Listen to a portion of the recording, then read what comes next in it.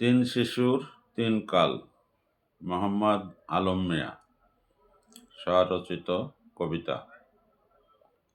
ছোট্ট শিশুর কাছে কি দাম বলো আছে, স্বর্ণখণ্ড মাটির চাকা হাতে পেলেই নাচে।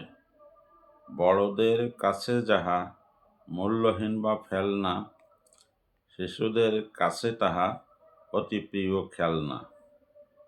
বড় শিশুর বাড়াবাড়ি চায় নারী বাড়ি গাড়ি, মেয়ে শিশুর সাজগোজ চায় গয়না শাড়ি, বড় হলে সাজের জিনিস চায় কাড়ি কাড়ি।